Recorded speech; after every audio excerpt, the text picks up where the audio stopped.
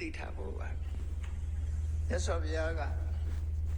ဆုံးမသွန်သင်တဲ့အခါမှာဘာကိုဥတည်ပြီးဆုံးမသွန်သင်တယ်လဲလို့ဆိုစိတ်ကောင်းနှလုံးကောင်းရှိဖို့အဓိကထားပြီးတော့ဆုံးမသွန်သင်တာဖြစ်တယ်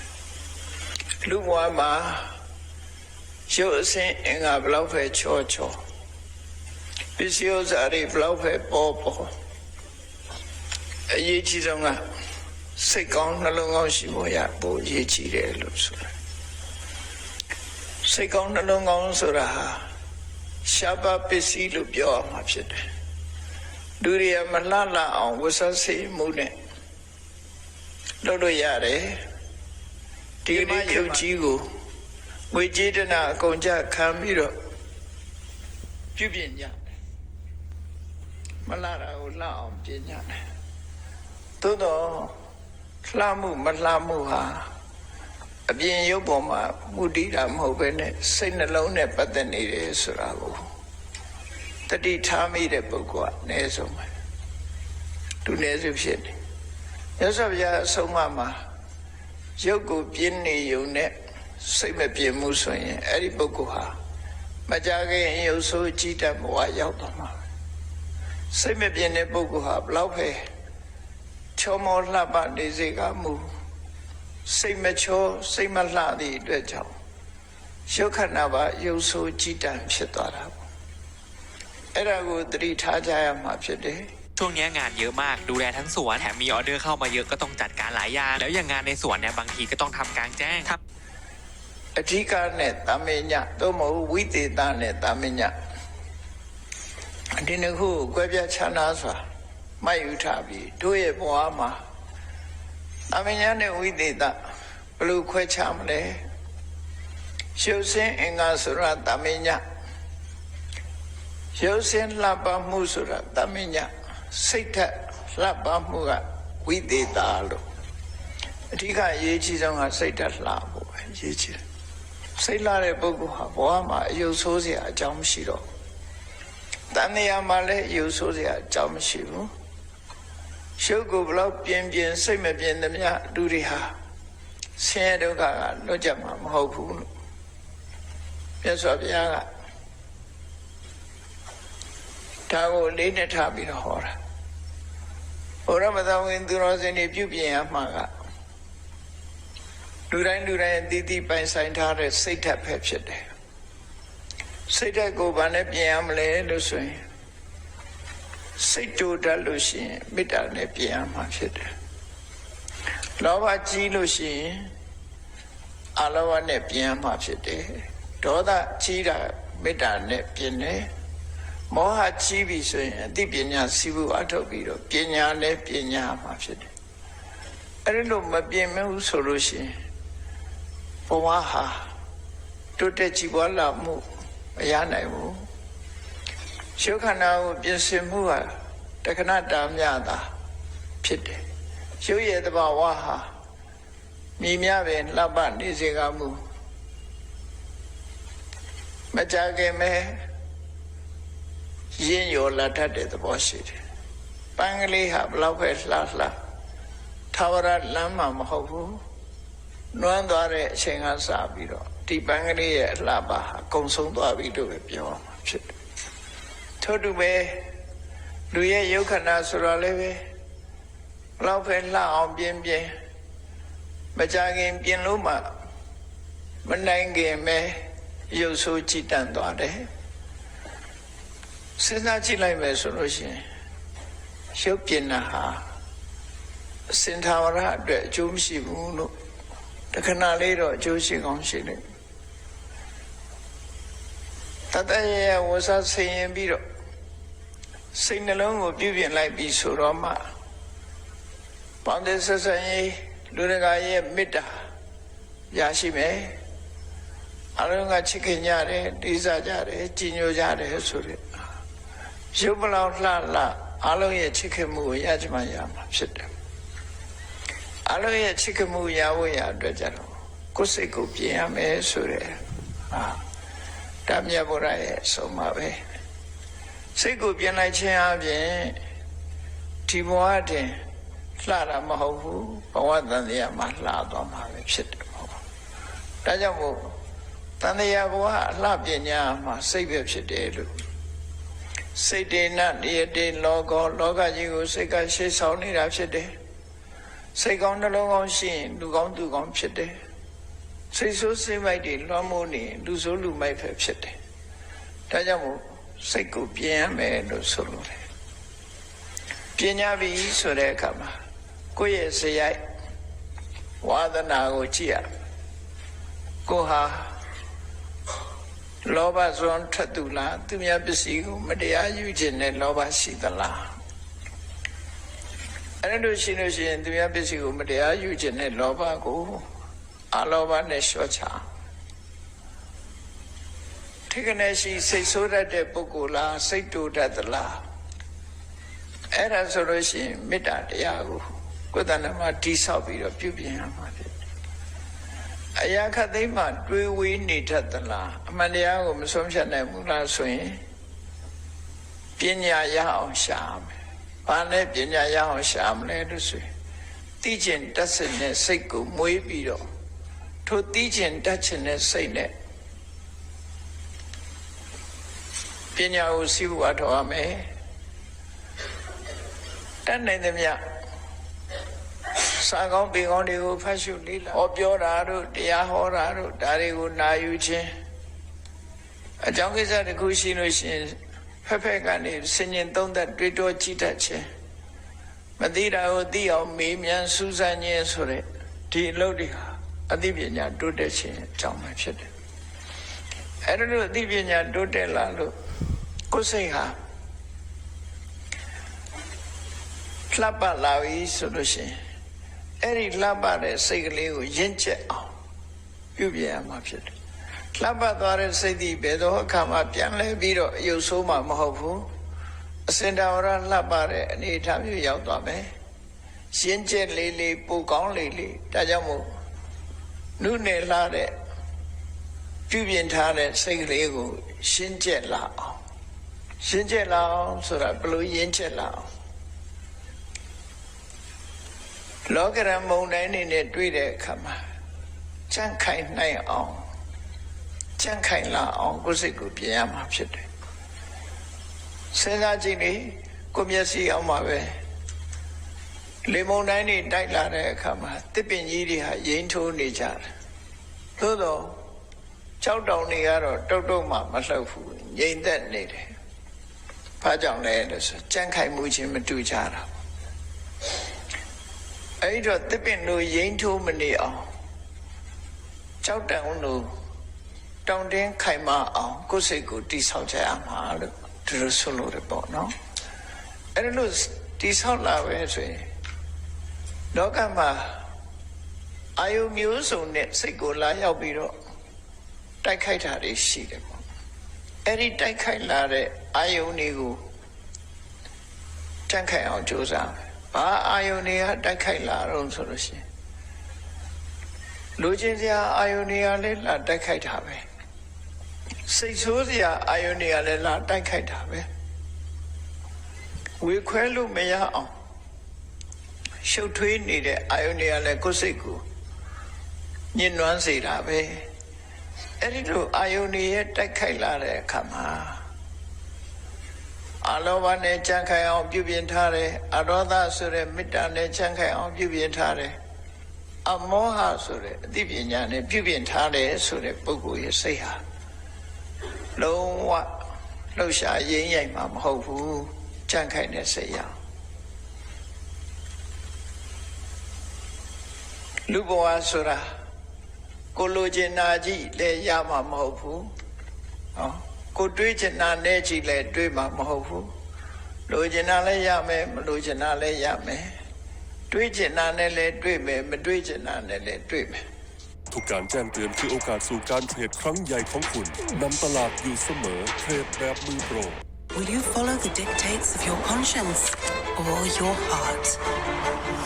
Endearment. အဲ့ဒီထဲမှာအကောင်းနဲ့လည်းတွေးမယ်ဆိုးနဲ့လည်းတွေးမယ်အကောင်းလည်းရမယ်ဆိုးလည်းရမယ်အဲ့လိုကြုံတွေ့လာတဲ့လောကရဲ့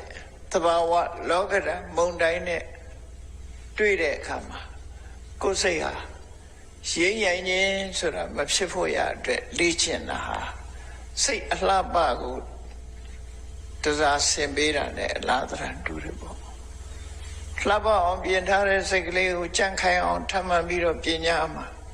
စိတ်ထက်ကြံ့ခိုင်သွားပြီဆိုတဲ့ပုဂ္ဂိုလ်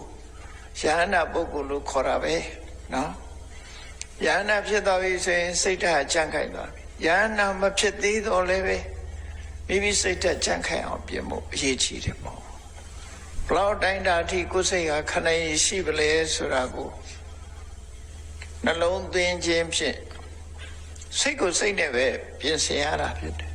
စိတ်ရဲ့အငြိကြီးကိုစိတ်နဲ့ပဲစီကျော်စိတ်ကိုစိတ်နဲ့ပြင်လဲဆိုတာ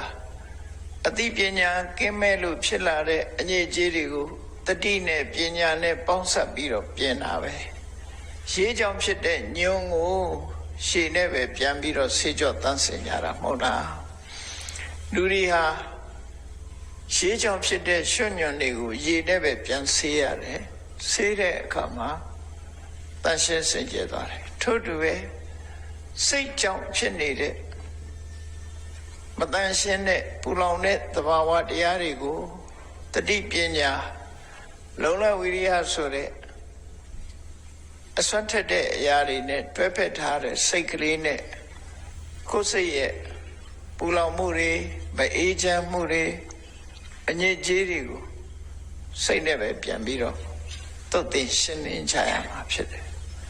အဲ့ဒီသုတ်သင်ရှင်းလင်းနည်းကိုမြတ်စွာဘုရားကဟောကြားတာဘုရားတရားနာရတယ်ဆိုတာအဲ့ဒီအသည့်တွေရပြီးတော့လောက်ချဖို့လိုတယ်ပေါ့နော်မလုပ်ဘဲနေရင်တော့မရဘူးဘယ်ဟာမှကိုယ့်ကိုယ်စိတ်ဓာတ်ဘလောက်ချမ်းခိုင်ပြီဆိုတာကိုစဉ်းကျင်စဉ်းစားပြီးတော့ဒီလောက်ချစဉ်းကျင်တော့တရားနဲ့စဉ်းစားလိုက်ရင်လည်းချမ်းခိုင်မှုဆိုတာရလာတယ်အတော်အသင့်ရလာဥပမာမဲ့မမြဲတဲ့သဘာဝနဲ့တွေ့ရတဲ့အခါမှာကိုလိုချင်တဲ့အရာဆုံးရှုံးသွားတဲ့အခါမျိုးမှာကိုတွေ့တာနှစ်သက်မျက်နှိုးတဲ့အရာနဲ့ခွဲရတဲ့အခါမျိုးမှာဘလို့ဆင်ခြင်ရမလဲအေးတန်ကုဋ္ဌထလာပါဒုက္ခကြီးရဲ့သဘာဝဟာတွေ့ကြုံဆုံကွဲပြီဘာတတ်နိုင်ပါလဲဆိုတဲ့အတွေးလေးနဲ့ရှော့ချတာဒီလိုရှော့ချမကြည်ဝနဲ့ဒေါသတွေဖြစ်လာပြီဆိုလို့ရှိရင်လေအေးဒီဒေါသတရားဆိုတာငါ့ကိုပဲနှိမ့်စမဲ့တရားဖြစ်တယ်ဒေါသဖြစ်နေတော့ရောငါအတွက်ကောင်းကျိုးချမ်းသာမှမရတာတစ်ဖက်သားကိုငါစိတ်ဆိုးနေရောငါအတွက်ကောင်းကျိုးချမ်းသာရမှာလို့ရမှာလားတစ်ဖက်သားရဲ့စိတ်ဆိုးမှုတစ်ဖက်သားရဲ့စော်ကားမှုကိုလက်ခံပြီးခေါင်းထဲမှာစဉ်းစားနေလို့ရှိရင်ငါမှပဲဆုံးရှုံးမှာပဲလို့ဟောဒီလိုစဉ်းစားလိုက်ပြီးတဲ့အခါကျတော့အေးကိုယ်ကပ်ပါရမမဟုတ်တာသူပြောတာသူနဲ့သာသက်ဆိုင်တယ်ငါလည်းမဆိုင်ဘူးဒီလိုနှလုံးသွင်းပြီးတော့တစ်ဖက်သားရဲ့စော်ကားမော်ကားတာနဲ့ကျုံတဲ့အခါမှာလည်းပဲအဲ့ဒီလိုသိခန့်ခြင်းနဲ့နေလိုက်ရတယ်မြတ်စွာဘုရားကိုယ်တိုင်ကအဲ့ဒီစနစ်ကိုကျင့်သုံးခဲ့တာစဉ်းစားကြည့်လက်မခံနဲ့လက်ဆောင်နဲ့မြတ်စွာဘုရားကိုယ်ပစ္စည်းတစ်ခုလာပေးတယ်ကိုဟာယူလိုက်လို့ရှိရင်လက်ခံလိုက်တယ်မယူဘူးဆိုရင်လက်မခံတယ်အဲ့တော့တစ်ဖက်သားကကိုယ်လာဆဲတာဟာကိုယ်လာပေးတာနဲ့တူတယ်ပေါ့အဲ့ဒီလာပေးတာကိုယ်ဆဲတာကိုငါကိုဆဲရမလားလို့ဒေါသပြန်ထွက်ရင်အဲ့ဒီဆဲရေးတိုင်းထွက်မှုကိုကိုယ်လက်ခံလိုက်တာရောက်သွားတယ်တဲ့လက်ခံလိုက်တဲ့အတိုင်းတာရောက်သွားတယ်ခေါင်းထဲကိုမထည့်နဲ့မစင်စားနဲ့ဆဲတာသူ့ဘာသူဆဲသွားတာငါနဲ့ဘာမှမဆိုင်ဘူးလို့လုံးဝဆက်ဆက်ပြီးမတွေးပဲနဲ့နေလိုက်ရင်လက်မခံနဲ့လက်ဆောင်လို့ပဲတဲ့မြတ်စွာဘုရားအဲ့ဒါဘယ်မှာဟောတော့ဆိုမြတ်စွာဘုရားရဲ့တစ်ထက်ကမြတ်စွာဘုရားကပုံနာတူကို သူစေရနာနဲ့သူတရာနဲ့သူကြီးညိုတရာပွားပြီးတော့မြတ်စွာဘုရားရဲ့တပည့်ခေခံယူပြီးတော့သင်္ကန်းဝတ်သွားအဲ့ဒါကိုညီလုံးတဲ့ပုဂ္ဂိုလ်မကျေနပ်ဘူးသူ့ကိုသင်္ကန်းဝတ်ပေးရမလားလို့ဆိုမြတ်စွာဘုရားလာဆဲတယ်လာဆဲတဲ့အခါမြတ်စွာဘုရားကဒီတိုင်းပဲငြိမ့်နေလိုက်တယ်သူဆဲလို့ပြီးသွားပြီဆိုတဲ့အခါကျတော့သူ့ဥပမာတစ်ခုပြောပြတယ်ဘုံနာမင်းအိမ်ကိုဧည့်သည်တွေလာတဲ့အခါမှာမေမုံပဲသေးစာနဲ့လက်ခံအခမ်းသလားဆိုအခမ်းအဲ့ဒီမုံပဲသေးစာတွေကိုဧည့်သည်ကစားမတော်ဘူးဆိုရင်အဲ့ဒါဘယ်သူပိုင်တုံးလို့ဆိုကျွန်ုပ်ပဲပိုင်တာပေါ့အေးအဲ့ဒါလိုပဲ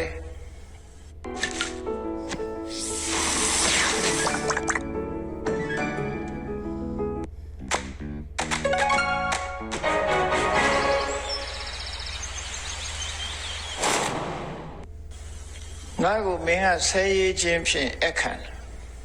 ငါကမင်းဆဲရေးတာတွေကိုတခုမှရင်ထဲနှလုံးထဲမှာမှတ်မထားဘူးအဲ့ဒီဆဲရေးတိုင်းထွားတဲ့အရာတွေဟာမင်းဟာတွေကြီးပဲမင်းဟာတွေကြီးပဲငါနဲ့မဆိုင်ဘူးလို့လက်မခံတဲ့လက်ဆောင်အနေနဲ့မြတ်စွာဘုရားသူ့တုံ့ပြန်ပေးလိုက်တဲ့အခါသူသဘောကျသွားပြီးတော့အဆဲရပြီးသူကိုယ်တိုင်တပည့်ခံသွားတယ်ဆိုအဲ့ဒါလိုအကျိုးရှိသွားတယ်နော်ပြန်ဆဲမယ်ဆိုရင်သူဆဲကိုဆဲပဲအဆဲတန်နေရဟာဆုံးမမဟုတ်ဘူးလေလူဆိုတာဒေါသဆိုတာရောကြသွားတယ်လို့မရှိဘူးသူကတုံးနဲ့ရိုက်ရင်ငါဓာတ်နဲ့ခုံမယ်သူကဓာတ်နဲ့ခုံရင်ငါသနတ်နဲ့ပြစ်မယ်ဆိုဆက်လာမှာပဲရှိတိုးတက်လာမှာပဲဖြစ်အဲ့လိုတိုးပွားလာမဲ့အရာတွေကိုမတိုးအောင်ခုနကနီးနဲ့မြတ်စွာဘုရားတုံ့ပြန်ပေးတာပဲဖြစ်တယ်လောကမှာအမြင့်မြတ်ဆုံးပုဂ္ဂိုလ်ကတော့မှာပဲ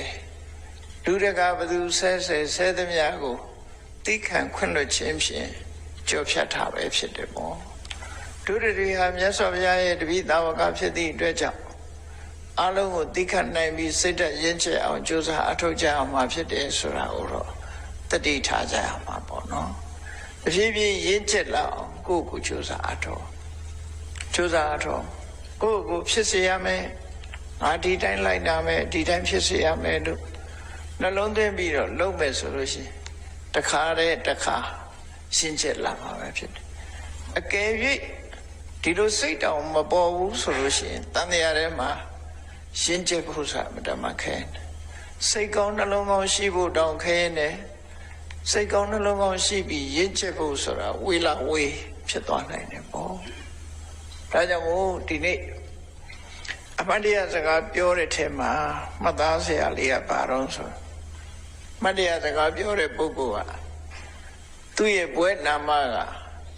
နိတကလို့ခေါ်တယ်နိတကဆိုတဲ့မထေပဲဖြစ်တယ်သူဟာတာဝတိမြို့မှာမွေးဖွားပြီးတော့တာဝတိမြို့ဆိုတာမကြာခဏမြတ်စွာဘုရားကြွလာပြီးနောက်ပိုင်းမှာနှစ်ပေါင်း25နှစ်တိဝါဆိုခဲ့တဲ့နေရာဖြစ်တော့မြတ်စွာဘုရားနဲ့တွေ့ကြုံကြရတယ်တခါမဟုတ်တခါကြုံတယ်စေရုံကျောင်းမှာလည်းပဲနေ့စဉ်နဲ့အမျှတရားတွေဟောနေတယ်ပုဗ္ဗယုံကျောင်းမှာဟောတယ်စေရုံကျောင်းမှာဟောတယ်မြတ်စွာဘုရားနဲ့ကြုံတွေ့လို့တရားဓမ္မနာယူလိုက်တဲ့အခါမှာတရားလို့ဆိုတဲ့စိတ်ဝင်စားမှုစိတ်ဆွမ်းအားယုံကြည်ချက်ဟာတိုးမြင့်လာတရားမနာလို့ရှိရင်တရားဆိုတာမဖြစ်ဘူးနော်တရားနာရမှတရားဖြစ်တာအဲ့ဒီဖြစ်လာတဲ့တရားဟာဉာဏ်နဲ့ကုသိုလ်တွေဆက်လုပ်ဖို့အတွက်တွန်းအားတွေပဲပေါ့နော်ဒါကြောင့်မို့တရားဖြစ်အောင်လို့မြတ်စွာဘုရားနဲ့တွေ့တော့ဘုရားဟောတဲ့တရားကိုနာရင်ကနေတရားဖြစ်လာတယ်အဲ့ဒီတတ္တာဆိုတဲ့ယုံကြည်မှုစွမ်းအားနဲ့ပဲလုံးမဲကောင်းတဲ့လုပ်တွေလုံးဝဲဆိုပြီးသာသနာ့ဘောင်ဝင်ပြီးတော့ရဟန်းဝတ်တယ်ဟုတ်ပြီးတော့မြတ်စွာဘုရားရဲ့ဟောပြောချက်တွေအဲ့တော့မြတ်စွာဘုရားဘာတွေဟောတာတော့တရားဖြစ်လာတဲ့ပုဂ္ဂိုလ်တွေဟာဖြစ်စဉ်လေးတစ်ခုပြောပြနော်မြတ်စွာဘုရားလက်ထက်ကတရားဖြစ်စဉ်ဖြစ်လာတဲ့အခါမှာအချို့ပုဂ္ဂိုလ်တွေက မိသားစုဘဝမှာဆက်လက်နေထိုင်ပြီးတော့တရားနှလုံးသွင်းတယ်ဒါနသီလကောင်းမှုလုပ်တယ်တချို့ပုဂ္ဂိုလ်တွေကြတော့တဘဝတည်းမှာပဲအကျွတ်တရားရခြင်းဒီဘဝမှာပဲနောက်ဆုံးဖြစ်ခြင်းရဟနာဖြစ်ခြင်းနဲ့ဆိုပါစို့အေးရဟနာဖြစ်ဖို့တိအောင်မကြိုးစားဘူးဒီဘဝမှာမိသားစုနဲ့ပဲကုသိုလ်ကောင်းမှုလုပ်ပြီးပါရမီဖြည့်မယ်ဆိုတဲ့ပုဂ္ဂိုလ်တွေကလူဘဝမှာနေလိုက်ကြတယ်ဒီဘဝပဲနိဗ္ဗာန်ရအောင်ကြိုးစားတော့မယ်လို့ဆိုတဲ့ပုဂ္ဂိုလ်တွေじゃဘာလို့တရားဖြစ်လာပြီးတော့မိသားစုဘဝကိုစွန့်တယ်ကိုရှိတဲ့ပစ္စည်းလေးတွေမိသားစုကိုလွှဲအပ်လိုက်တယ်နော်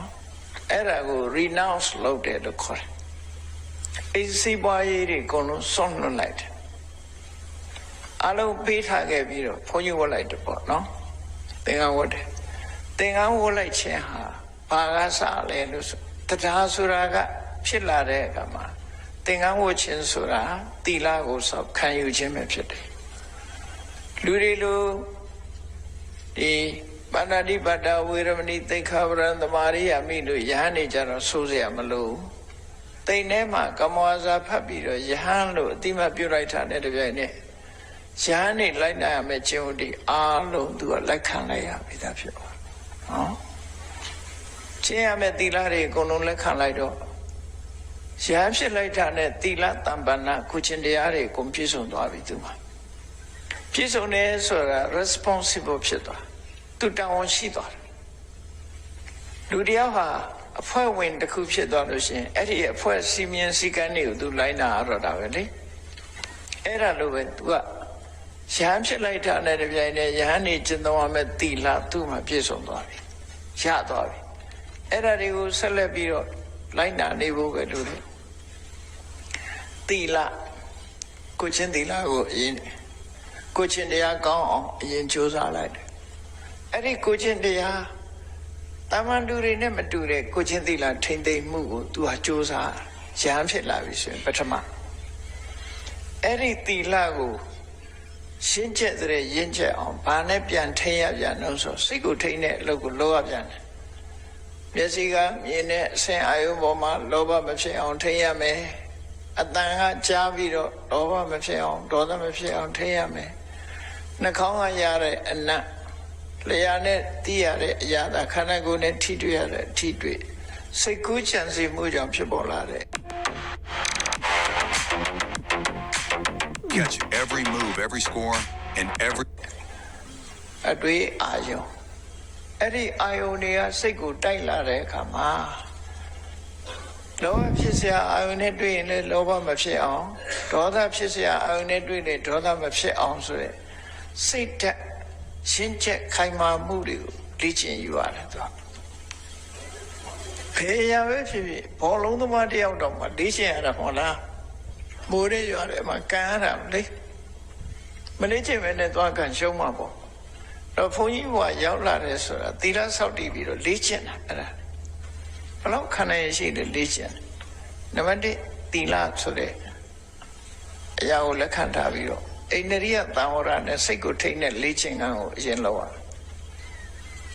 အဲ့လိုစိတ်ကိုထိန်းတဲ့လေ့ကျင့်ခန်းနဲ့လုပ်ပြီးရင်ဘာလုပ်ရတော့ဆိုတတိတံပစညာတတိထားမယ်စဉ္ညတုံတရားရှိမယ်အဲ့ဒီကုသနာမှာတတိနဲ့အတိဒီနှစ်ခုမြင်မလာအောင်ခိုင်မာလာအောင်တစ်ခါလေ့ကျင့်တယ်အဲ့လိုလေ့ကျင့်ပြီးတဲ့အခါမှာအိန္ဒြိယသံဝရတဲ့တတိတံပစညာတဲ့အဲ့ဒါလေ့ကျင့်ပြီးတဲ့အခါ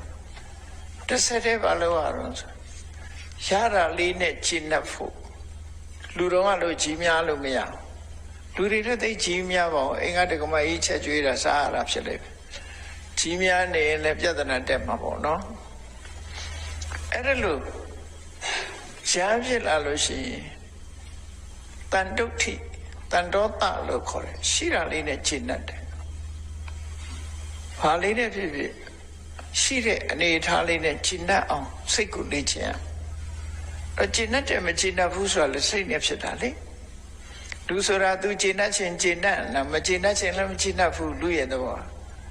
ကြည့်ပါလားစိတ်တိုးနေတဲ့အချိန်ဆိုရင်ဘာဖြစ်မကျင့်တတ်ဘူးသူကကျင့်တတ်တာမရှိတော့ စိတ်မတူဘူးဆိုဖြောင်းဖြူးနေဘာလို့စောကားသွားတောင်ပြုံးပြစ်ဖို့အဲ့မှာသူများခက်တယ်နော်ကိုယ်ဆဲတောင်ပြုံးနေတာကျင့်တတ်နေပြီဆိုရင်ပြောတာပါမကျင့်တတ်ဘူးဆိုရင်အကုန်မကျင့်တတ်ဖြစ်တယ်ဒါမို့ပစ္စည်းနဲ့ပတ်သက်ပြီးတော့ကျင့်တတ်မှုဘာလဲဖြစ်ဖြစ်စိတ်ထဲမှာကျင့်တတ်နိုင်အောင်ကြိုးစားတယ်ဘာသာရဆရာလူနေရနေရကျင့်တတ်မယ်ဆိုတဲ့စိတ်ဓာတ်လေးမွေးပြီးကျင့်တတ်နေတာသူဆိုတာခက်ကြီးတခါတလေကြလို့ရှိရင်လေကိုယ်ကိုပြူငါအေးပေးနှုတ်ဆက်တဲ့အခါတစ်မျိုးနှုတ်မဆက်တဲ့အခါတစ်မျိုးနော်လူဆိုတာလေးတွေးပါပဲကိုယ်ကိုနှုတ်ဆက်ခြင်းနှုတ်ဆက်သွားမှမနှုတ်ဆက်ခြင်းလည်းမနှုတ်ဆက်ဘူးသူ့တွေးနဲ့သူသွားနေတဲ့အဲ့ဒါတွေလိုက်ပြီးဒီကောင်ငါပေါ်မှာမြင်တဲ့နဲ့မမြင်အောင်ဆောင်သွားတယ်လို့ဆိုမကျေနပ်တာတွေလည်းဖြစ်တတ်တယ်မျိုးကိုစုံနေတာအဲ့တော့ပစ္စည်းနဲ့ပတ်သက်ပြီးတော့လည်းမကျေနပ်တာမရှိနဲ့အစားအစာနဲ့ပတ်သက်လို့လည်းမကျေနပ်တာမရှိနဲ့မကျေနပ်တာရှိလို့ရှိရင်လူကိုယ်တိုင်ကလည်းလွင့်စင်သွားတဲ့တတိထားငရုတ်သီးကြိုက်တဲ့တခါကြီးတယောက်ထမင်းပွဲထဲမှာငရုတ်သီးမပါလို့လေထမင်းစားရင်ငရုတ်သီးမပါတော့အဆက်စားနေကြဆိုမစားရတဲ့အခါကျငရုတ်သီးမရှိဘူးလားဆိုမရှိဘူးဒီနေ့ဝယ်လို့မရလို့ငရုတ်သီးမပါဘူးဆိုထမင်းပွဲထားသွားတဲ့ငရုတ်သီးရှာမယ်ဆိုထွက်သွားရတယ်ဘာစိတ်ကူးတွေပေါက်ပြီးတော့သွားတယ်တော့မသိဘူးမြန်မာပြည်အောက်ပိုင်းရောက်သွားပြီးနှစ်တော်ကြာအဲ့ဒီမှာအိမ်အောင်ချနေအဲ့ဒါမြို့သီးမပါတာကြောင့်မလို့မကျေနပ်ရအနေသွားတာအဲ့ဒါတကယ်အဖြစ်ဖြစ်ပဲကြားဘူးတဲ့တကယ်အဖြစ်ဖြစ်နော်အဲ့ဒါမျိုးတွေရှိတယ်ပဲကြိုက်တဲ့လူကထမင်းပွဲထဲမှာပဲမပါဘူးဆိုရင်အိမ်မှာပဲမရှိဘူးလားလို့ဆိုတာရှိတယ်ရှိတာတွေလွန့်သားပြစ်လိုက်တော့လို့ပြောတာလည်းရှိတယ်ပဲမစားရလို့ဘာပဲဖြစ်သူကမကျေနပ်တာဆိုတာတခုခုနဲ့မကျေနပ်တယ်အဲ့ဒီမကျေနပ်မှုမရှိအောင်မရိယာဆရာတော်ကြီးလို့နှလုံးသွင်းရမယ်တဲ့ဘုရင်လက်ထက်ကမရိယာဆရာတော်ကြီးမရိယာဆရာတော်ကြီးကိုကပ္ပိယတွေကစမ်းသပ်တယ်ဆရာတော်ကြီးကဒါအသိခံတယ်လို့ပြောတယ်ဟုတ်လားမဟုတ်လားစမ်းကြည့်မယ်ဒီနေ့ကျတော့ဆွန့်ချက်တာပျော့စိနေအောင်ချက်တာဆရာတော်ဒီနေ့တော့ထမင်းချက်တာရေများသွားပြီးတော့ဆွန့်နေပျော့သွားတယ်ဆရာတော်ကြီးကဆိုင်ရင်ပါပြောတယ်အေးပေါ့ပါအစာကြည်တာပေါ့ပြောဘူးတယ်မညီဘူးတယ်ဆွန့်လည်းပျော့လိုက်တာလို့မညီဘူးတယ်အစာကြည်တာပေါ့ကွာဝါရသက်တာပေါ့ကွာတဲ့အဲ့လိုပြောနောက်ရဲ့ကျတော့ဆွန့်ကိုတောင်းတောင်းကြီးချက်လိုက်တယ်အဲ့ဒီနေ့ကျတော့ဆရာတော်ဒီနေ့တော့ရေနေသွားလို့ဆွန့်ကမာသွားတယ်အိမ်မှာတော့လေတောင်းတောင်းလေးစားရတာပေါ့ကွာဟင်းတဲ့တရက်ကိုဟင်းထဲမှာစားကိုပူခတ်လိုက်တယ်ငန်းနေအောင်ခတ်တာရှင်ဗျာဒီနေ့စားလက်လွန်သွားတယ်ဗျာလူကလည်းအမျိုးဆိုရှိတယ်ဘိုးကြီးတို့ရောမှာငယ်ငယ်တုန်းကအဖိုးကြီးတယောက်ရှိတယ်စကားပြောရင်ထစ်တယ်သူကထစ်တယ်အဲ့တော့အိုးတကြီးဆိုတာအလှတန်းရှိရင်အဲ့ဒီအိုးတကြီးတွေကချက်ကြနော်ရွာတွေမှာအဲ့လိုရှိတယ်လူတွေချက်ကြတွင်ချက်ဟင်းချက်ကြအဲ့ဒီတကကြီးကိုဒီဟင်းချက်တဲ့လူတယောက်ကဟင်းမြီးခိုင်းတာပေါ့ဘာကြီးလာဟင်းမြီးစမ်းမအောင်ဆိုပြီးတော့ဒါပေမဲ့သူ့လက်ထဲမှာသူကစားခွက်ကြီးကခိုင်ထားသေးတယ်စားကိုဇွန်းနဲ့ကောလာပြီးတော့ဟင်းမြီးပေးစမ်းမအောင်စားပေါ့လားစားလေးလားဆိုဟိုလူရဲ့လည်းစကားထပ်တာအဲ့ဒီကစားခိုင်ထားတဲ့လူကခိုင်တာသူကစားမြီးပြီးတဲ့အခါကျတော့ဘာပြောတာတော့ဆိုသူကခတ်ရှိမတည့်ဘူးစကားကခတ်ဆိုတော့ဟိုလူကစားတွေခတ်ထည့်လိုက်စားတွေထည့်လိုက်ပြီးတော့မှသူကခတ်ငန်းဆိုဖြစ်သွားတယ်အစားတွေကမင်းဟာခတ်ငန်းဖြစ်နေတယ်လို့ပြောချင်တာငန်းတယ်လို့ပြောလိုက်လေပြီးတော့သူကခတ်ဆိုတော့ခတ်ထည့်လိုက်အဲ့ဒါလည်းတကယ်ဖြစ်ပျက်တစ်ခုပဲငန်းတယ်လို့ပြောလိုက်ရင်လည်းတခွန်းနဲ့ပြီးတယ်သူကခတ်ငန်းလို့ပြောချင်တာဟုတ်သူကအဲ့ဒီလူတွေမရိယာဆရာကြဆိုတော့ငါတော့လေအေးဒီနေ့အစာကြေတာပေါ့ကွာလို့ပြောတယ် နောက်ရကြတော့စားကိုပေါ့နေအောင်ထည့်ပြီးတော့တွေ့အေးရေငတ်တက်တာပေါ့ခွာစားပေါ့တော့လေရေငတ်ပြတက်တာပေါ့ဆိုလိုတာကတန်တုတ်ထီဆိုတာရှိရလေးနဲ့ကျင့်တတ်နိုင်အဲ့ဒီအလေးချင်းလေးကိုလုပ်ရမယ်လို့ဆိုလိုတယ်နော်အဲ့ဒီလိုလုပ်ချင်းအပြင်ကိုယ်လည်းစိတ်ချမ်းသာတယ်ကိုယ်ကိုလောက်ကင်ပေးတဲ့လူကလည်းစိတ်ချမ်းသာတယ်အဲ့ဒါကိုပြောတာပရိတ်ကြီးရကြတယ်မို့လားမေတ္တာတုတ်ထဲမှာသူပရောစတန်တုတ်တကောစသူပရောစဆိုအဲ့ဒါတန်တုတ်တကဆိုကျင့်တတ်မှုရှိရင်သူပရပြုစုရတာလွယ်ကူတယ်တဲ့ကြီးများနေလို့ရှိရင်ဒုတ်တဲ့လူကလည်းကြတော့ညီစုတတ်တယ်အဲ့ဒါမျိုးအဲ့တော့သူပရမွေးမြူရေးလွယ်ကူတယ်ဆိုတာအဲ့ဒီတည်းပဲပြောအဲ့တော့ရဟန်းဖြစ်လာပြီဆိုရင်ရှိတာနဲ့ကျင့်တတ်နေရမယ်ကျင့်တတ်နေအဲ့ဒါလို့ဘဝတစ်ခုကိုစပြုပြီးတော့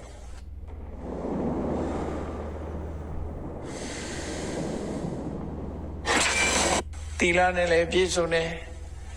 အိန္ဒြိယသံဝရအိန္ဒြေကိုထိမ့်သိမ်းဆော့ဆော့မှုလည်းရှိတယ်အရာရာကိုတတိထားပြီးဆင်ញင်တုံတရားလည်းရှိလာတယ်ရှိတာလေးနဲ့ကျင့်တတ်နိုင်ပြီဆိုရင်အဲ့ဒီပုဂ္ဂိုလ်ဟာတော့အကြောင်းမှာသွားပြီးတော့တမာတိအလုပ်ကိုလုပ်ပြီးတော့တဲ့ဒါဘုန်းကြီးတွေတွေ့ချင်းစင်တစ်ခုပေးတာမြတ်စွာဘုရားအဲ့ဒီလေးချက်မှမလေးချင်ပဲနဲ့တော့မသွားနဲ့တဲ့တော့တဲ့ဝင်မသွားနဲ့တဲ့ဟောအောင်မြင်မှာမဟုတ်ဘူးတော်ရဲဆိုတာအနေနဲ့အမတန်များတယ်ပေါ့အဲ့ဒါလို့ဒီအချက်လေးချက်နဲ့ပြည့်စုံပြီဆိုတော့ရဆောက်တည်ပြီးတော့တော်ရဲမှာတရားအထုတ်တမာတိကျင့်စဉ်လေးကျင့်နေပြီးတော့ဝိပဿနာကျင့်စဉ်ကျင့်နေဆိုလို့ရှိရင်စိတ်ဓာတ်ရင့်ကျက်မှုအတွက်လေးချက်နာပဲခေါ်တယ်အလုံးဟာစိတ်ဓာတ်ကိုပဲပြုပြင်တာစိတ်ဓာတ်ပြုပြင်တဲ့လမ်းစဉ်ကြီးတစ်ခုပဲတရားဒီပုံစံနဲ့ပြုပြင်အရာထဲမှာနေတဲ့ပုဂ္ဂိုလ်ကြတော့သူကစိတ်ဓာတ်ပြုပြင်ရအမတန်မှခက်တယ်အရာထဲဆိုတာမြင်စရာတွေမြင်မယ်မြင်နဲ့ပြောခြင်းဟာပြောမယ်ဆိုခြင်းဟာဆိုကြမယ်ဆိုတဲ့အခါကျတော့အမတန်မှသိခမိုးရခက်ခဲလိမ့်မယ်နော်သိခမိုးရခက်ခဲတယ်တော့ဒါတွေကြော်ဖြတ်ဖို့အတော်ခက်တယ်ရဟန်းဘောကကျတော့အဲ့ဒါတွေကိုကြော်ဖြတ်သွားနိုင်တယ်လို့ဆိုလို့တယ်ပေါ့နော်အဲ့ဒါတော့ကြောင့်မို့လို့လူဘဝမှာကြော်ရင်ဖြတ်ရင်နဲ့သောတာပန်လေးလောင်းနဲ့ခြေနှံလိုက်ရတယ်သက္ကရာကနဲ့အနာကနဲ့ပဲခြေနှံရတယ်ဆိုအဆင့်ရောက်သွားအေးဒီနိတကဆိုရမထေမြတ်ကတော့သူဟာမြတ်စွာဘုရားဟောတဲ့ဒီကျင့်စဉ်ကြီးနဲ့သူ့စိတ်ကိုလေ့ကျင့်မှုရစိတ်အားထက်သန်လာတော့ဘုန်းကြီးဟောလိုက်တယ်ဟုတ်ပြီးတော့မြတ်စွာဘုရားစီကကမ္မထံကြောင့်ကမ္မထံကိုသင်ပြီးတဲ့အခါမှာတောရဆောက်တည်တော့မှသွားပြီးတော့တရားကျင့်တာသိမကြဘူးသူလိုချင်တဲ့ရတ္တမေရတ္တဖို့ဆိုတာရပြီးယဟန္တာပုဂ္ဂိုလ်ဖြစ်သွားအဲ့လိုတော့ကြောင့်နေကြတဲ့ယဟန္တာတွေထဲမှာပုဂ္ဂိုလ်တွေထဲမှာတရားကျင့်နေကြတဲ့ပုဂ္ဂိုလ်တွေမှာသူဟာယဟန္တာဖြစ်သွားတယ်ဒီနေ့ကျတော့အာဂန္တုယဟန္တာရောက်လာပြီးတော့တောရနေတဲ့ကိုယ်တော်တွေစိတ်ဓာတ်ကြံ့ခိုင်မှုမရှိမိခွန်းထုတ်တယ်သူကကိုယ်တော်တို့တောကြောင်းနေပြီးတော့စိတ်ဓာတ်ကြံ့ခိုင်မှုဘယ်သူရှိသလဲဘယ်လောက်ထိအောင်စိတ်ဓာတ်ရင့်ကျက်မှုရှိသလဲဆိုတဲ့မိခွန်းကိုမေးတယ်အဲ့ဒီမိခွန်းလေးဟာသူ့ရဲ့မတရားစကားအနေနဲ့သူထည့်သွင်းပြီးပြောထားတယ်အဲ့ဒီမိခွန်းမေးတဲ့အခါမှာသူဖြေတယ်သူကိုယ်တိုင်ဖြေပြီးတော့သူကယာနာဖြစ်တဲ့အကြောင်းကိုထုတ်ဖို့ပြောလိုက်တာပဲနိဒကမထေရမေးတဲ့မေခွန်းရဲ့သူ့ရဲ့ဖြေဆိုချက်ဒီနေ့ကိုပေါင်းစပ်ပြီးတော့အမတ်တရားစကားဖြစ်မတန်တင်ထားတာဖြစ်တယ်ပေါ့နော်ခွန်ကြီးတို့တွေလည်းအဲ့လိုတရားရောက်ကမေးလိုက်ရင်ဒီမေခွန်းမျိုးကိုဒီလိုဖြေနိုင်သည်ထီအောင်ကြိုးစားအထောက်အမယ်လို့သူတို့ဆိုလို့တယ်အဲ့တော့မေခွန်းကဘယ်လိုမေးတော့ဆိုကတ္တသေလူပမံစိတ်တံထိတံနာနုပကမ္မတိကိုရောတို့တွေကဘသူစိတ်ဟာကြောက်တုံကြီးလို့ရင်းရိုင်မှုမရှိဘဲနဲ့ကြမ်းခိုင်တယ်လေဒီမိဟာလောကရန်နေနဲ့ကြုံတဲ့အခါမှာမင်းစိတ်ဟာတုံလို့လှောက်ရှားခြင်းမရှိဘဲနဲ့ကြမ်းခိုင်ရလားလို့ဆိုရမိကိုစိတ်ဓာတ်ကြမ်းခိုင်ရလားခိုင်မာမှုရှိရလားဆိုမိတယ်ဘာအတွက်လဲဆိုရင် ဝိရတံရစနီယေတုတမက်ဆရာအာယုန်နဲ့တွေ့တဲ့အခါတမက်မှုကင်းသွားတယ်ကုပ္ပတိယေနကုပ္ပတိတမက်ဆရာအာယုန်နဲ့တွေ့ရင်လည်းပဲမတမက်ဘူးဒါကြောက်တောင်လို့ခိုင်မာတဲ့စိတ်လို့ခေါ်တယ်စိတ်ဆိုးစရာအာယုန်နဲ့တွေ့ရင်လည်းစိတ်မဆိုးဘူးဒါကြောက်တောင်လို့ခိုင်မာတဲ့စိတ်ဓာတ်ရင့်ကျက်မှုလို့ပြောတယ်ယတိဝံဘာဝိတံစိတ်တံကုတောတံဒုက္ခမေတ္တိတဲ့အဲ့ဒါလို့စိတ်ဓာတ်ကြံ့ခိုင်သွားတဲ့ပုဂ္ဂိုလ်ဟာတဲ့ဘယ်ရှုတော့ငါမှကြည့်ဘယ်အကြောင်းနဲ့မှကြည့်သူဟာဒုက္ခရောက်เสียအကြောင်းမရှိဘူးစိတ်ညစ်เสียဘယ်မှမရှိတော့ဘူးလေသူစိတ်ကိုငြိမ်းအောင်လုပ်လို့မရတော့ဘူးလိုချင်စရာအာယုန်နဲ့တွေ့လဲသူစိတ်ကလိုချင်မှုမရှိဘူးစိတ်ဆိုးစရာအာယုန်နဲ့တွေ့လဲစိတ်မဆိုးဘူးသူဟာတည်ငြိမ်နေတဲ့စိတ်ဓာတ်ပိုင်ရှင်ဖြစ်တယ်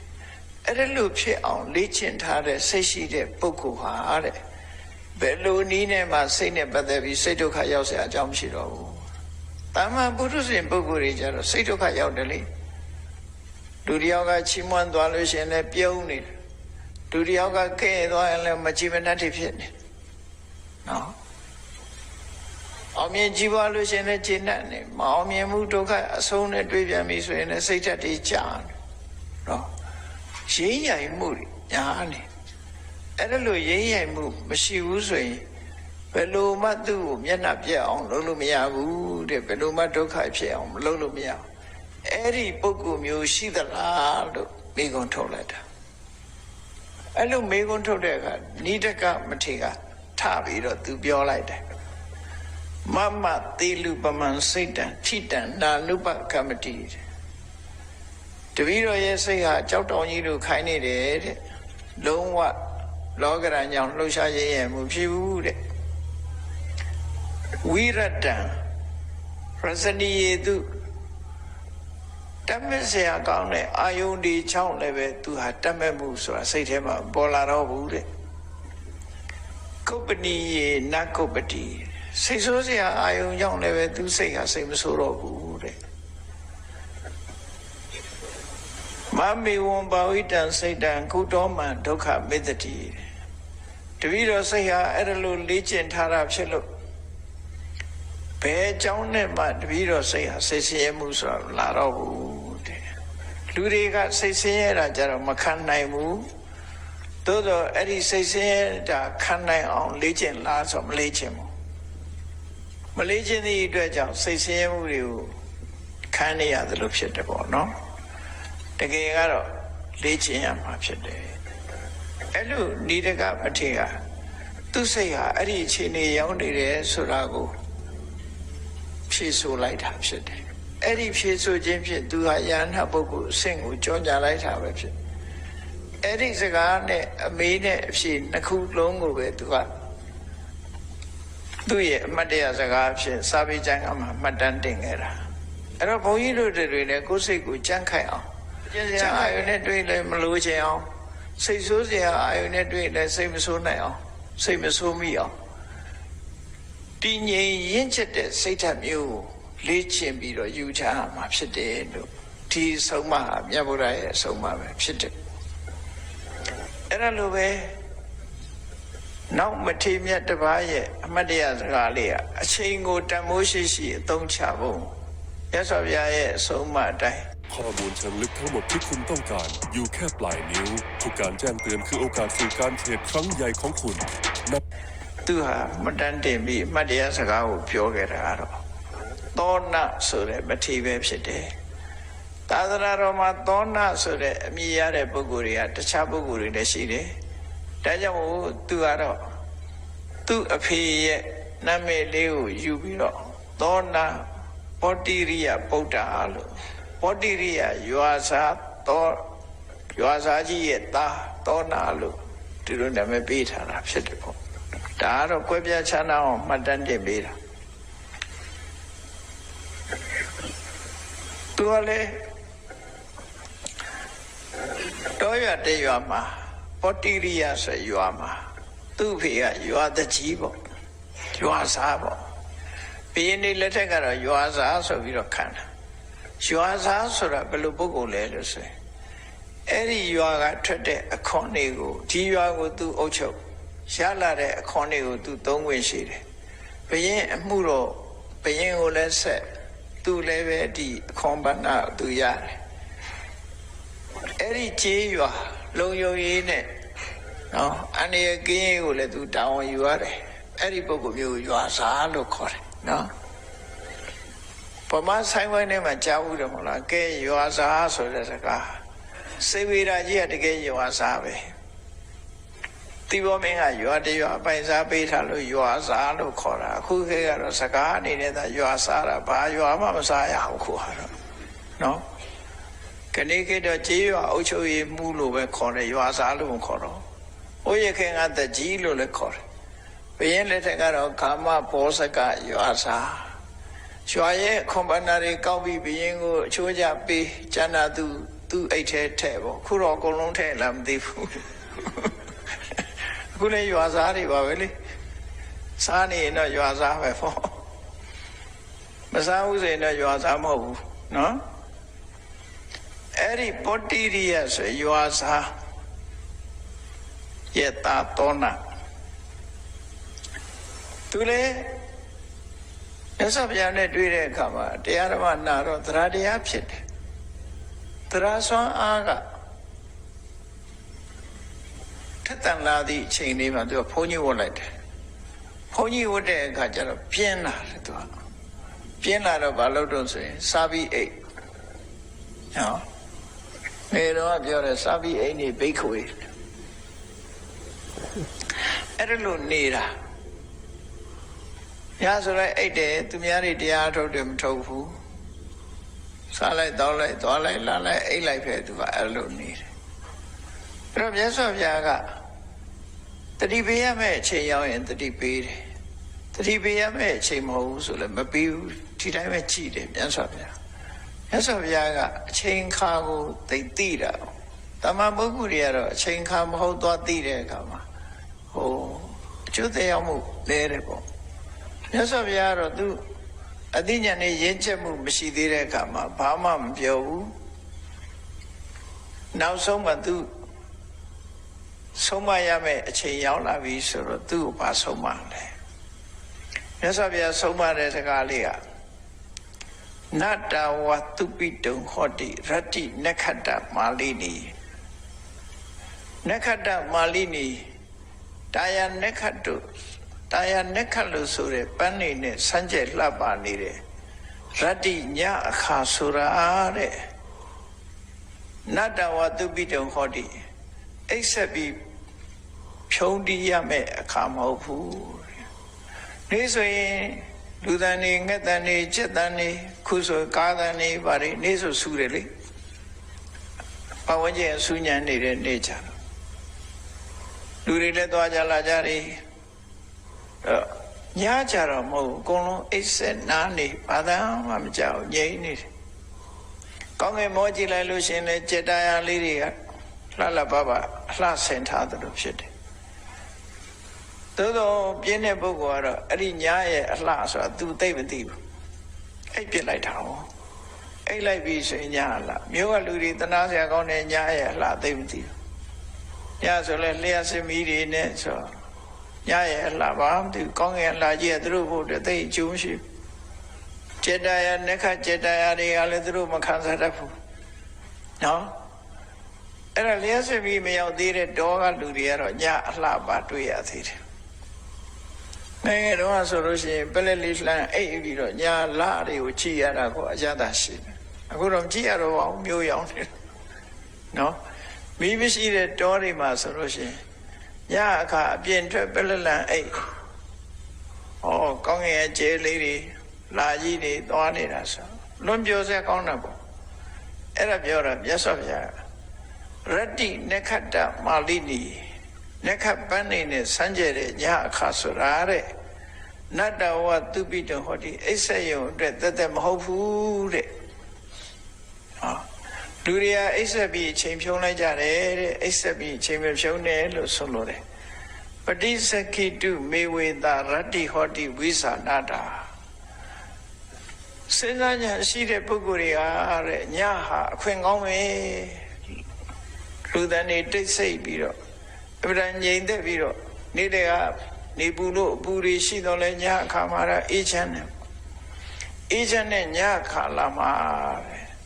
ကိုယ်စိတ်ထဲမှာလောဘတွေမဖြစ်အောင်ဒေါသတွေမဖြစ်အောင်ကိုယ်စိတ်ကိုဆေးကြောတုတ်တင်တဲ့အလုပ်မှာညအခါမှာလုပ်တယ်လို့ဆိုလို့တယ်နော်တခိုးတွေကလည်းညတော့အလုပ်လုပ်တာပဲသူတို့လူများတွေအိတ်နေတာကိုကြည့်ပြီးတော့သူကတော့ခွင့်ကောင်းယူပြီးတော့ပစ္စည်းရှာတာတခိုးတွေများဟာလည်းညအလုပ်လုပ်တဲ့လူပဲနော်မြတ်စွာဘုရားကအေးညအခါမှာဆိုတာတဲ့တိတ်ဆိတ်ငြိမ်သက်တဲ့အချိန်အခါဖြစ်လို့အေးချမ်းတဲ့အခါဖြစ်လို့ညမှာဆိုရင်တရားနှလုံးသွင်းတရားထိုင်မယ်ဆိုရင်ပို့ပြီးတော့ထိရောက်တယ်လို့သူ့ကိုသတိပေးတာညမှာတရားနှလုံးသွင်းအိပ်ပြီးတော့အချိန်မဖြုံးနဲ့အဲ့ဒီလိုမြတ်စွာဘုရားကသူ့ကိုသတိပေးလိုက်တဲ့အခါမှာဒီသောဏဆိုတဲ့ယဟန်မြတ်စွာဘုရားကတော့ငါအိဋ္ဌာတွေသိပြီဆိုပြီးတော့လန့်ဖြန့်သွားပြီးတော့အဲ့ဒီကနေစပြီးကြိုးစားတော့ညသိမ့်မယ်တော့တမိုးရှိရှိသုံးချမယ်ဆိုပြီးသူသုံးချပြီးတော့သူ့ကိုယ်သူဘယ်လောက်ထိအောင်အာတင်းစိတ်တွေပေါ်လာသလဲလို့ဆိုအာတင်းလဲလို့ဆိုသူကသင်္ကန်းမိုးခင်တော့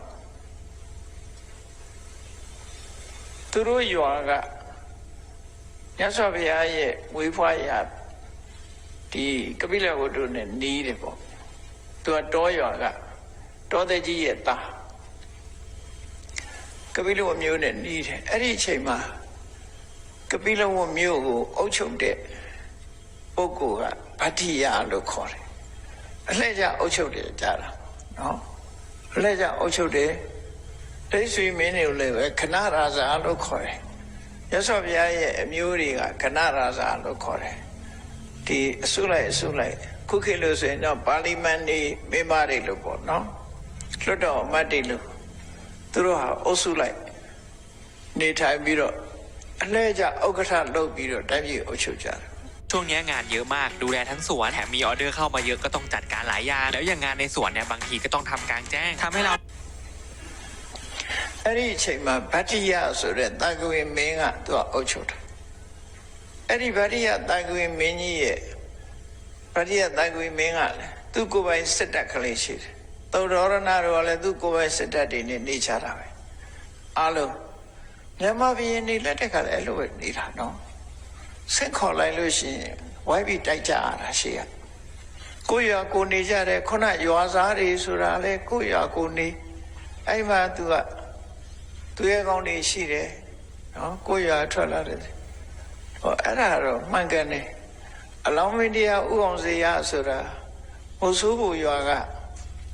သူကတကြီးသားပဲမှာတော့အဲ့ဒီကနေသူစည်ရေးတွေပါလေ့ကျင့်တာလူကလည်းထွားတော့ကြိုင်တန်တန်မမဓာခုတ်လှန်တို့အတ္တတွေသင်မြင်းစည်းစင်စည်းအသင်အတ္တတွေသင်ရှိခိကတော့ဒါပဲသင်ကြတာနော်အဲ့ဒါကိုအဓိကထားသင်ကြတော့အတိုက်ခိုက်အရေးကြုံလာပြီဆိုရင်တို့ကထားပြီးတော့ကိုတက်ဖွဲ့နဲ့ကိုတိုက်ကြတာအလောင်းမင်းတရားဥအောင်စေရဆိုတာဘယင်မဖြစ်ခင်ကသူလည်းပဲဟိုဆိုးဖို့ရွာသားပဲတိုင်းပြည်စေးစေးကကျုံလာပြီဆိုရင်ထတိုက်ကြတာအဲ့ဒီသဘောပေါ့နော်အခုလည်းဗတ္တိယမင်းရဲ့စစ်သူကြီးအဖြစ်ခန့်ထားတာဒီသောဏကိုစစ်သူကြီးဖြစ်ခန့်ထားဗတ္တိယကရသော်ဘုရားသာဝတိမြို့ကြွပြီးသိမ့်မကြဘူးဘုရား9ဝါလောက်အရာမှာသာဝတိမြို့ကပိလဝကိုကြွပြီးသိမ့်မကြတော့အာနန္ဒာတို့ဒေဝတ္တတို့အနုရုဒ္ဓတို့နဲ့အတူတကွအနုရုဒ္ဓနဲ့အလွန်ရင်းနှီးတဲ့တငယ်ချင်းကိုဗတ္တိယမင်းအနုရုဒ္ဓကသူနဲ့အတူသင်္ကန်းဝတ်ဖို့ခေါ်တာနဲ့ဗတ္တိယဟာသူ့ရဲ့ရှားတူးကိုစွန့်ပြီးတော့တိုင်ခွေမင်းသား6ယောက်ယဟန်ပြုတဲ့ထက်မှသူလည်းပါသွားတယ်နော်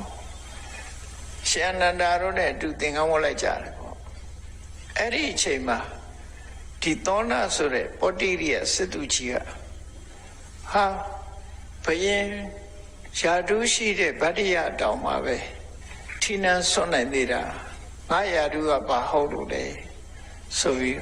သူလည်းပဲထိနှံဆွမယ်ဆိုပြီးသူလည်းသင်္ကန်းဝတ်လိုက်တာအဲ့သင်္ကန်းဝတ်လိုက်တဲ့အခါမှာသင်္ကန်းဝတ်ပြီးတော့သူကညဆိုအိတ်ထားတယ်အဲ့ဒါကြောင့်မို့မြတ်စွာဘုရားကသူ့ကိုဆုံးမတဲ့အခါမှာသူဘယ်လောက်ထိအောင်သူ့ကိုယ်သူစိတ်အားတင်းတယ်လဲလို့ဆိုလို့ရှိရင်ဟဋိခန္ဓာဝပတိတံကုံစရောစေအနုကမေသူပြောလိုက်တဲ့စကားစစ်ပွဲတပွဲမှာတဲ့စင်မောကနေသူမတော်တဆကြတော့မဟုတ်လည်းနဲ့မှန်၍ဖြစ်စေတခုကြောင့်စင်မောကနေကြလိုက်တဲ့အခါမှာဆင်ကနေပြီးတော့ရိုးရက်ခတ်ပြီးတော့သူ့ကိုဆင်းနှင်းတတ်မယ်တည်သွားမယ်စင်စည်းသူရဲ့ကောင်းတွေဟာများသောအားဖြင့်ဆင်းနဲ့တိုက်ခိုက်တဲ့အခါမှာမတော်တဆလည်းနဲ့မှန်၍ဖြစ်စေလိုကြလို့ရှိနော်အလုံးကြောက်ကြမှာပေါ့မြန်မာသမိုင်းမှာဆိုလို့ရှိရင်18နှစ်အရွယ်ရှိတယ်မင်းရဲ့ကြော်စွာဆိုပကူဟန္တာဝရီမျိုးကိုသွားတိုက်တဲ့အခါသူက18နှစ်သားပဲရှိသေးတယ်စစ်ပြင်းဖြစ်နေသူစီးတဲ့ဆင်ကြီးကလည်းအလွန်ကောင်းတဲ့ဆင်ကြီးသူကလည်းဆင်စည်းအလွန်ကျွမ်းတယ်ဆင်ကို